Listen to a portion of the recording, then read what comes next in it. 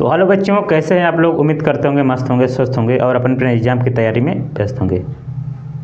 आइए इस super fast revision जो लिखा है सुपर फास्ट रिवीजन की सीरीज में हम लोग नेक्स्ट चैप्टर की शुरुआत करते हैं और कम से कम समय में निपटा देंगे। सबसे पहली बात कि इसमें जो है ये जो चैप्टर है उसका नाम है केमिकल काइनेटिक्स यानी रासायनिक बलगतिकी। इसमें क्या क्या इंपॉर्टेंट है, अब तक आप कुछ भी नहीं पढ़ेंगे तो इस वीडियो से 7 नंबर की आएगी, आप उसमें 5 नंबर कंफर्म कर लेंगे। अगर आप कुछ भी नहीं पढ़ेंगे तब की मैं बात कर रहा हूँ, कुछ पढ़ेंगे तो 7 में 7 में कर जाएगा। अगर कुछ भी नहीं पढ़ेंगे तो आपको मैं बता रहा हूँ क्या क्या पढ़ के जाना है, कैसे पढ़ के जाना है, आपका 5 नंबर क्लियर हो जाएगा। ध्यान से देखिएगा, समझिए। सबसे पहले लिखा कि अभिक्रिया जो है, सबसे पहले लिखा कि अभिक्रिया का वेग, आपको रेट निकालना चाहिए, किस तरीके से रेट निकाला जाता है, वेग, ठीक है, किस तरीके से निकालना चाहिए। दूसरी बात है कि अभिक्रिया को वेग को प्रभावित करने वाला कारक, इस पे बहुत सवाल नहीं बन सकता है ना। इसमें छोटा छोटा पॉइंट लिखना रहता है कि सांद्रता है, ताप है, उत्प्रेरक है। सांद्रता बढ़ने पर क्या होगा, ताप बढ़ने पर क्या, अभिक्रिया के वेग में परिवर्तन होगा नहीं होगा, अभिक्रिया फास्ट होगी कि स्लो होगी, ये सब बातें उसमें है।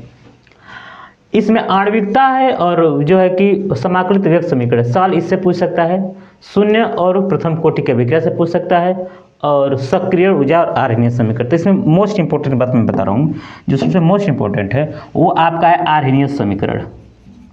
आर्हीनीय समीकरण में रट के जाइए, सक्रिय ऊर्जा को रट के जाइए, ठीक है, और आणविकता और कोटि को रट के जाइए। पेपर में 100% आएगा, मैं लिख के दे रहा हूँ 2024 में क्या क्या आएगा, मैंने लिखा था इसका, मैं लिख रहा हूँ कि आणविकता, आणविकता, कोटि, सक्रिय ऊर्जा, सक्रिय ऊर्जा, और एक चीज आर्हीनीय समीकरण, आर्हीनीय समीकरण। इस चारों में से एक से 2 पेपर में जरूर आएगा, ये देख लीजिएगा, यह 100% है, ठीक है। ये तो कन्फर्म है, अगर आप जाएंगे 4-5 नंबर, 3-4-5 नंबर आ जाएगा आपका। हो सकता है 3 नंबर में 2 नंबर में पूछ दे तो आपका काम हो जाएगा। तो सबसे पहले बात करते हैं कि इससे पढ़ते क्या है, क्या होती है रासायनिक बलगतिकी। हालांकि मैं पढ़ा दिया हूँ, फिर भी थोड़ा फास्ट करके देखते हैं। रासायनिक विज्ञान की वह शाखा जिसके अंतर्गत अभिकारक की दर एवं क्रियाविधि का अध्ययन किया जाता है, यानी कि किस तरीके से दर हो रही है, किस तरीके से अभिक्रिया हो रही है, रेट में क्या फर्क पड़ रहा है, कंसंट्रेशन पे क्या डिपेंड कर रहा है, ये सारी बातें हम लोग किसके में पढ़ते हैं, रासायनिक बलगतिकी में। इसमें एक होता है सांद्रता शब्द, सांद्रता करें कि सक्रिय द्रव्यमान। सक्रिय द्रव्यमान क्या होता है, जैसे मैं कहूँ कि ए का सक्रिय द्रव्यमान लिखें तो कहेंगे ये हो गया ए का सक्रिय द्रव्यमान। पी का सक्रिय द्रव्यमान लिखना है तो कहेंगे पी का सक्रिय द्रव्यमान, ये है पी का सक्रिय द्रव्यमान। जैसे मैं यहाँ पे एक रिएक्शन लिख रहा हूँ, एक्स प्लस वाई, तीर के बाद पी प्लस क्यू। तो अगर सक्रिय द्रव्यमान लिखना है एस का तो लिखेंगे एक्स, वाई का वाई, पी का पी और क्यू का क्यू, ऐसे लिख देंगे, काम हो जाएगा, कोई दिक्कत की बात नहीं है। ये मेरा है सक्रिय द्रव्यमान। सक्रिय द्रव्यमान ऐसे आप लिख सकते हैं, सक्रिय द्रव्यमान में कोई दिक्कत वाली बात नहीं है। पेपर में नहीं पूछेगा क्योंकि मैं आगे इसका जब नाम लूंगा तो आपको समस्या होगी, इसीलिए मैंने इसको बताया है। आगे चलते हैं। ये रासायनिक अभिक्रिया का निकालने का जो है कि दर कैसे निकाला जाता है, किसी भी समीकरण का दर कैसे निकालता है, 2 तरीके से निकाल। जैसे मैं जैसे लिखा है, एकांक समयांतराल में अभिकारक यानी कि जो रिएक्टेंट है इसको बोलते हैं हम लोग अभिकारक। क्या बोलते हैं, अभिकारक। इसको बोलते हैं उत्पाद। क्या बोलते हैं, उत्पाद। तो जो रिएक्टेंट है उसकी सांद्रता में जो परिवर्तन होता है उसी को हम लोग रेट कहते हैं। क्या कहते हैं, रेट। अब कैसे निकाला जाता है रेट, हमेशा आप लिख दीजिए। जैसे मान लीजिए कि जैसे मैं लिख रहा हूँ ये, इसका हमको निकालना है, क्या निकालना है, रेट निकालना है। तो सीधे आप लिखिए डेल्टा टी सक्रिय द्रव्यमान बटे डेल्टा टी टी बराबर डेल्टा टी सक्रिय द्रव्यमान बटे डेल्टा टी बराबर डेल्टा बटे डेल्टा टी। क्या करना है, इसमें लिखा है N2, आप लिख लीजिए N2। क्या लिखेंगे, N2 लिख लीजिए। इसमें क्या लिखा है H2, तो इसमें H2 लिखिए। इसमें क्या लिखा है NH3, तो आप इसमें NH3 लिखिए। ध्यान रहे जो गुणांक होते हैं उससे भाग दे दिया करिए। क्या दे देंगे हम लोग, भाग दे देंगे। क्या दे देंगे, भाग। देखिए इसमें कितने गुणांक है, भाग नहीं देंगे। इसमें 3 का गुणा है तो 1/3 से भाग दीजिए। इसमें 2 का गुणा है तो 1/2 से भाग दीजिए। और जो अभिकारक होता है, अभिकारक में माइनस लगा देते हैं, यानी यहाँ पर माइनस लगा देंगे, यहाँ पे माइनस लगा देंगे और यहाँ पे क्या रहेगा, प्लस। प्लस लगाए चाहिए, मतलब ये अभिकारक में क्यों लिखें, क्योंकि इसमें कमी हो रहा है और ये प्रोडक्ट बन रहा है। इसमें धीरे धीरे क्या हो रही है, कमी हो रही है। जब कुछ कमी होगा तो कुछ वृद्धि होगी, तो इसका कम हो रहा है तो इसका हो रहा है बेसी हो रहा है। ऐसे ही आप लोग क्या निकाल सकते हैं, ठीक है। जैसे ये लिखा है a प्लस बी 2b 3 के बाद c, ठीक। अगर निकालना तो क्या लिखूंगा मैं, डेल्टा सक्रिय द्रव्यमान बटे डेल्टा टी बराबर डेल्टा सक्रिय द्रव्यमान बटे डेल्टा टी बराबर डेल्टा सक्रिय द्रव्यमान बटे डेल्टा टी। ध्यान देना, यहाँ पे ए लिखा है तो यहाँ पे लिख दूंगा a, यहाँ पे लिखा है तो b, यहाँ पे c। गुणा कितने का है तो गुणा नहीं करेंगे, 2 का गुणा तो 1/2 से भाग दे देंगे, यहाँ पे कुछ भी नहीं कर रहे। ध्यान रहे इधर क्या लगा दें माइनस, यहाँ पे माइनस और यहाँ पे प्लस, क्योंकि अभिकारक वाले में क्या लगाते हैं माइनस और उत्पादक वाले में क्या लगाते हैं प्लस। इतना ही आपको ध्यान देना है। दूसरी बात यह है कि अभिक्रिया का ताक्षणिक वेग क्या होता है। ताक्षणिक वेग में एक ताक्षणिक वेग था और वहाँ पे अभिक्रिया का दर था, इसमें भी वही बात है, इसमें d/dt बराबर d/, यहाँ पे लिखेंगे d/dt बराबर क्या, d/dt बराबर d/dt, है ना। तो सबसे बड़ी बात है, देखिए यहाँ पे 2 लिखा था, यहाँ पे 2 लिख देंगे, सॉरी ए लिखा है, क्या लिखा है बी लिखा है, यहाँ पे लिखा है सी लिखा है और यहाँ पे लिखेंगे ये डी लिखा है, तो यहाँ d/dt। अब ध्यान देने वाली बात है यहाँ पे ध्यान देने वाली बात है कि ये जो है, अरे यार ये यहाँ गुणा नहीं है, यहाँ पे 1/2 का 1/2 से गुणा करना है, यहाँ पे 1/3 से भाग दे दीजिए, यहाँ पे 1/4 से भाग दीजिए, यहाँ पे माइनस लगा दें, यहाँ पे माइनस लगा दें, यहाँ पे प्लस लगा, यहाँ पे प्लस, जो तीर के बाद रहेगा प्लस लगाते हैं, जो तीर के पहले उसको क्या लगा दें माइनस।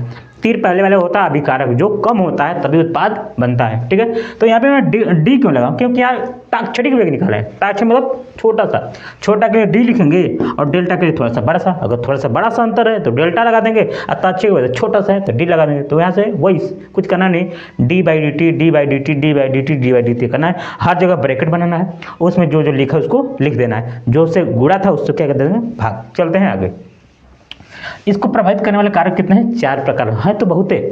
सांद्रता और कंसंट्रेशन बढ़ाएंगे, जितना ज़्यादा कंसंट्रेशन बढ़ाएंगे, जितना ज़्यादा आप देंगे क्या प्रोडक्ट अभिकारक, उतना ज़्यादा अभिक्रिया का वेग क्या होगा बढ़ेगा। ताप जितना ज़्यादा देंगे अभिक्रिया उतना ही तेज बढ़ेगी।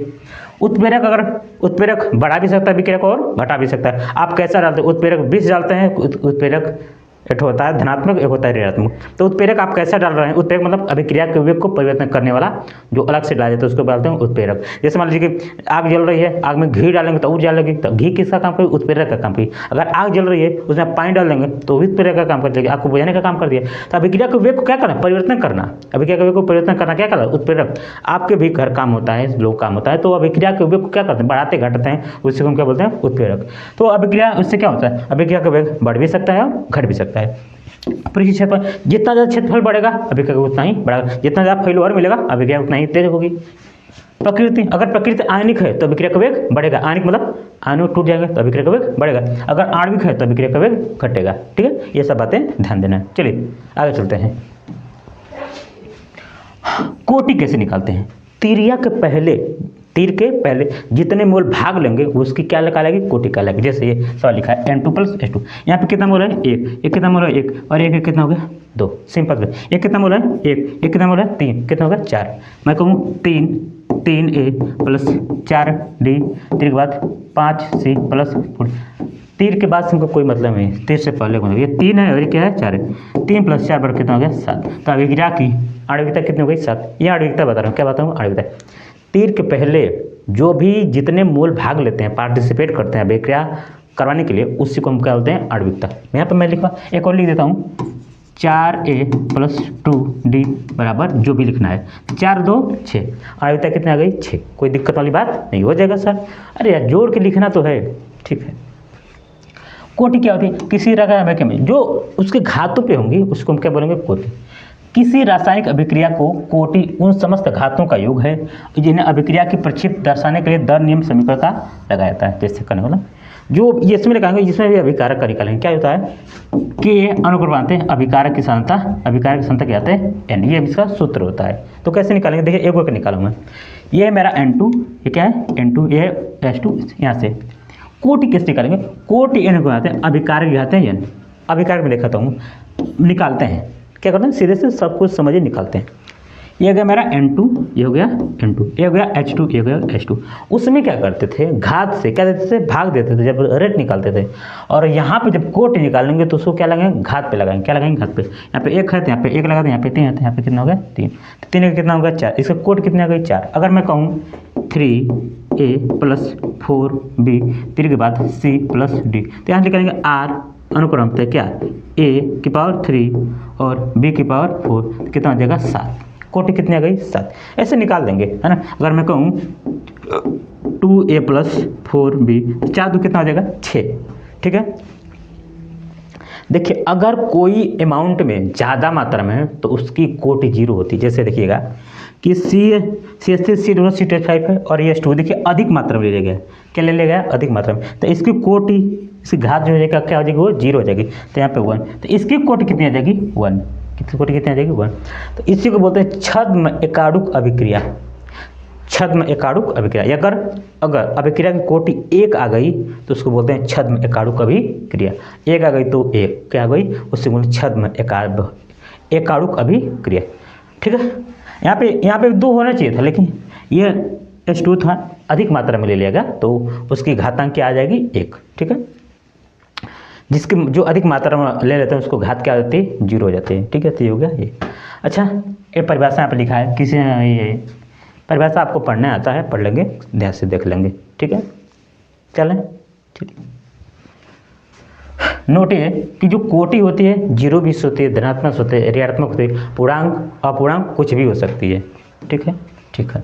आणविकता और कोटि में अंतर देख सकते हैं भाई। आणविकता आप देख रहे थे, उसका मान कभी 0 नहीं आता था, है 2 3 4 5 6 कुछ भी आ सकता है। तो इसमें 0 भी आ सकता था, ऋणात्मक आ सकता है, धनात्मक आ सकता है, कुछ भी आ सकता है। ये हमेशा क्या है, पूर्णांक आएगा और ये कुछ भी आ सकता है ना। ये सैद्धांतिक मान है और ये प्रयोग से निकाला गया है। ये अणुओं में जो अभिकारक अणु में उस पर डिपेंड करता है और ये घात पे डिपेंड करता है। देख सकते हैं, पढ़ सकते हैं। ठीक है सर, चलिए आगे चलिए सर। समाकलित विभक्त समीकरण क्या था, ये शून्य कोटि की अभिक्रिया। देखिए पेपर में आपको शून्य कोटि की अभिक्रिया, प्रथम कोटि की अभिक्रिया, लेकिन आपको सिर्फ शून्य कोटि की अभिक्रिया, प्रथम कोटि की अभिक्रिया पढ़ के जाना है तो द्वितीय तृतीय की भी, लेकिन आपको पढ़ना सिर्फ शून्य कोटि और की प्रथम कोटि। शून्य अगर अभिक्रिया का वेग समीकरण 0 घात के समानुपाती होता है, किस घात के, 0, मतलब कि उसकी सांता पर निर्भर ही नहीं करता है, तो शून्य कोटि की अभिक्रिया। अगर प्रथम घात के समानुपाती होगा तो प्रथम कोटि की अभिक्रिया ना। शून्य कोटि की अभिक्रिया जब उसके सांद्रता पर, उसके कंसंट्रेशन पे कोई प्रभाव नहीं पड़ेगा उसको बोलेंगे क्या, 0 कोटि की अभिक्रिया।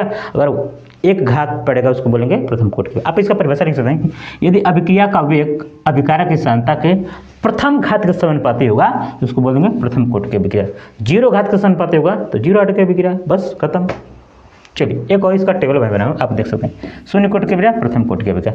इसमें आपको सबसे ध्यान देने वाले थे, शून्य कोटि की अभिक्रिया का टी हाफ ये है, टी हाफ बराबर A/2 ही गए, और इसका होता है टी हाफ बराबर 0.03। ये देखिए IMP है, ये क्या है IMP। पेपर में कई बार सवाल पूछा गया इससे, है ना।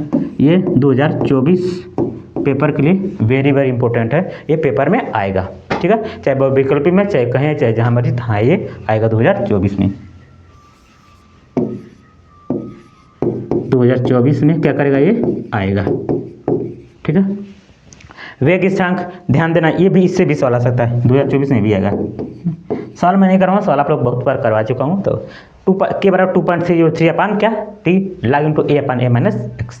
ठीक है, वो मैं बताया हूँ, सवाल कर लीजिएगा उस पर। शून्य कोटि के भी, प्रथम कोटि भी, थोड़ा सा पढ़ के जाएगा, हो जाएगा आपका। ये देखिए, ये तो मैं 2024 के लिए मैं पक्का बोलती, इसमें आएगा ही आएगा। सक्रिय ऊर्जा क्या होती है, देखिए कभी कभी ऐसा होता है कि मान लीजिए आपको मेला जाना है, चाहे बहुत दूर जाना पढ़ने के लिए, तो आपके पास पावर नहीं हुआ बहुत दूर जाने के लिए, तो क्या होता है ना कि आपके मम्मी आपको कहते हैं जाओ जाओ जाओ जाओ। मम्मी पापा का क्या करते हैं, टॉर्चर करते हैं, मतलब कि आपको मोटिवेट करते हैं कि जाइए जाइए, आप पहुँच जाते हैं। तो जो मोटिवेशन के द्वारा आपको एनर्जी मिली उसे बोलते हैं सक्रिय ऊर्जा। पहले से आपके पास कुछ ऊर्जा थी, पापा दे दिए, आप पहुँच गए जहाँ पे पहुँचना था। जैसे जैसे जैसे देखिए, ये मेरा कोई अभिकारक था, और कोई अभिकारक अगर रहेगा तो उसकी कुछ तो कुछ एनर्जी होगी ना। आप इसको यहाँ से भी ला सकते हैं, लेकिन यहाँ पे 0 हो जाएगी। ऐसी बात नहीं कि सभी लोगों के पास एनर्जी क्या होती है, 0 है, कुछ ना कुछ तो एनर्जी होगी। तो जो अभिकारक थी इसकी एनर्जी कुछ नहीं थी।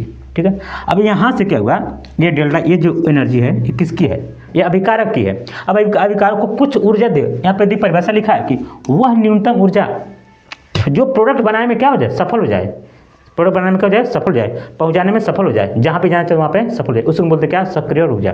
तो वह न्यूनतम ऊर्जा जो ऊर्जा अवरोध को पार करने के लिए आवश्यक होती है सक्रिय ऊर्जा कहलाती है। इसको ईए से पूछे एक्टिवेशन एनर्जी। तो यहाँ पे जाना था, यहाँ पे जो ऊर्जा यहाँ से यहाँ तक इसको पहुँचाने में जो ऊर्जा न्यूनतम ऊर्जा दी गई है, यानी इसको टॉप कराने की जो ऊर्जा दी गई उसको बोलते सक्रिय ऊर्जा। यानी मैं आपके पास कोई एनर्जी है, कुछ एनर्जी आप 90+ 95% 100% लाना चाहते हैं, तो बीच में जो हम आपको ऊर्जा दे रहे हैं, यहाँ पे जैसे एक लेवल है धरती है और यहाँ से इतने दूर पे यहाँ से यहाँ आपकी ऊर्जा है। इस ऊर्जा के बाद अब आपको यहाँ पहुँचना है। इस ऊर्जा के यहाँ आपका धरातल है, यहाँ से यहाँ आप यहाँ पे हैं, ठीक है। यहाँ पे आपकी इतनी ऊर्जा आपकी हो गई। तो यहाँ से आपको यहाँ जाना है, तो यहाँ से यहाँ तक जो मैं ऊर्जा दूंगा, जो न्यूनतम मेरी ऊर्जा होगी, उसे बोलते हैं सक्रिय ऊर्जा। इसको क्या बोलते हैं? सक्रिय ऊर्जा, ठीक है। हो गई सक्रिय ऊर्जा। जो सक्रिय ऊर्जा होती है, एक होती है देहली ऊर्जा। देहली ऊर्जा क्या होती है? इस ऊर्जा और इस ऊर्जा को मिला के क्या होती है? देहली ऊर्जा। क्या बोलते हैं? देहली ऊर्जा। कि सक्रिय ऊर्जा प्लस अभिकारक की ऊर्जा, यानी अभिकारक ऊर्जा ये वाली थी और सक्रिय ऊर्जा ये वाली, इसे बोलते हैं क्या? देहली ऊर्जा। लिखा जाता है कि देहली ऊर्जा बराबर सक्रिय ऊर्जा प्लस अभिकारक की ऊर्जा। अभिकारक की भी कुछ ऊर्जा थी और ये सक्रिय ऊर्जा थी, दोनों को मिला देंगे देहली ऊर्जा। और ये मेरा है आर्यनीय समीकरण, ए बराबर के बार ई अपन आर टी। तो ये समीकरण आपको याद करके जानना है इसमें क्या क्या है। और एक और फॉर्म इसका होता है लाख में, लाख के अपन आर टी अपन 2.033 होता है ना। खैर छोड़िए सब। तो इस हिसाब से आपका चैप्टर हो गया खत्म। आई होप कि आपको समझ में आएगा। और थोड़ा फास्ट चला हूँ क्योंकि भाई आपको मैं बार पढ़ाया हूँ, आपको बस एक बार तड़का मार रहा है मैं, इसलिए ये चैप्टर में आपको बताना ये था कि क्या क्या इंपॉर्टेंट है, आप उसको पढ़ के जाइए। अगर आपको वीडियो अच्छी लगी हो तो एक कमेंट आपका बनता है। धन्यवाद।